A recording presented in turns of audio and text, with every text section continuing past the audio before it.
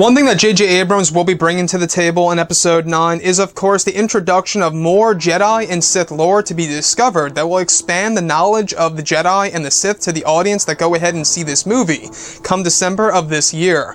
This is Mike Zero. If you guys are new to the channel, do make sure to subscribe to see future Star Wars content. Now, one thing I gotta say that I'm really excited to see in this movie is exactly how J.J. Abrams is going to incorporate a lot of Jedi and Sith lore, as well as ancient relics and artifacts in this film through the use of Kylo Ren, the Knights of Ren, Rey, Luke Skywalker, you name it. A lot of things really are coming our way in order to expand everything Star Wars and Star Wars lore that could also be pretty much expanded in comics, books, video games, you name it. Anyways, these past couple of weeks or so, we've been learning a whole lot more about this film when it comes to some of the set leaks, the set designs, the concept art and storyboard descriptions, etc.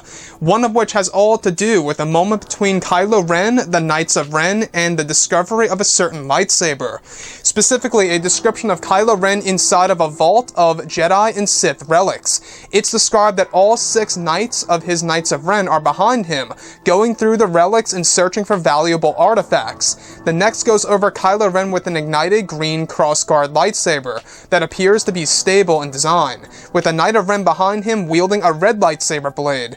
It's described this was a vault that once belonged to Supreme Leader Snoke before the rise of the First Order. The last describes Kylo Ren opening the green lightsaber hilt and extracting the crystal with his hand. So I want to go over a couple of parts about this that are getting me very excited about this movie when it comes to, of course, exactly how J.J. Abrams is going to introduce Jedi and Sith lore. Now, about this green lightsaber hilt, this green lightsaber design that Kylo Ren comes across, I don't know about you guys, but this takes me all the way back to an episode in Star Wars Rebels where Ezra Bridger comes across an actual green lightsaber crossguard blade type of thing that's actually stable in design. And that's what really gets me is the word stable. Why would it really be like that if it's a crossguard? You know, one would assume that the crossguard design was designed in order to stabilize a cracked kyber crystal, or a kyber crystal that's split and just bonded back to 2, or back to 1, I should say. I'm not quite sure what this necessarily means and what Kylo Ren's plans really are with this green kyber crystal. But what really gets me is how he extracts the green kyber crystal from the actual hilt after he actually deactivates it and it's floating above his hand. So this is the thing here. We do know that Darth Vader did a similar thing in the comics, and I think what J.J. Abrams is doing here is he's borrowing elements from not just the comics but also Star Wars Rebels. And we have heard endlessly that this movie is really going to cater to all Star Wars fans on all different mediums of this franchise when it comes to games, comics, books, of course movies. You know, everything else out there will be in tune with Episode 9.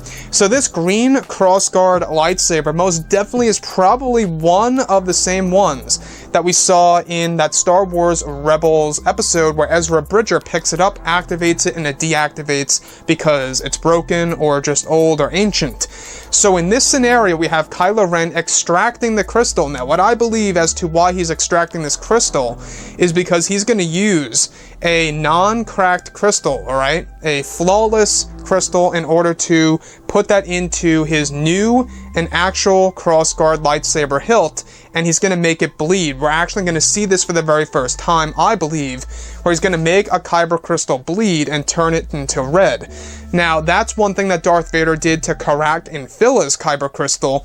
In case you guys did not know, Darth Vader's red kyber crystal was once green because he took it from a Jedi Master. Very interesting fact for sure. So, the thing here is this, we can tell that J.J. Abrams is trying to put in a lot of Jedi and Sith lore, connecting it to the comics, to Star Wars Rebels, to books, to novels, to animated TV series out there around the world, right, involving Star Wars. I think what he's really trying to do is that this movie is really going to be a universal movie. And what I mean by that is if you guys love video games, if you guys like novels, books, comics, it's going to cater to all of that. Now, is that necessarily going to work in this scenario? That's a big question for sure, and that's a big mystery right now. As far as Kylo Ren's green lightsaber, when he ignites this thing, I think that the imagery is going to look insane, especially with the Knights of Ren behind him, and that leads us to a little discussion about the Knights of Ren. Now, notice how it describes how one of the Knights of Ren are, of course, wielding a red lightsaber hilt. Now, we've been hearing about this endlessly, that Matt Smith's character, alright, is actually, and has been seen, wielding a lightsaber hilt design. So could this very well be the same exact Knight of Ren that is actually going to be a part of Episode 9? Anyways, guys, drop a comment below. Let me know what you think about all of this in the comments. And if you guys did enjoy the content for today, do make sure to drop a thumbs up on this video to support the channel. I thank you all so very much for the kind support, and I'll catch you guys next time.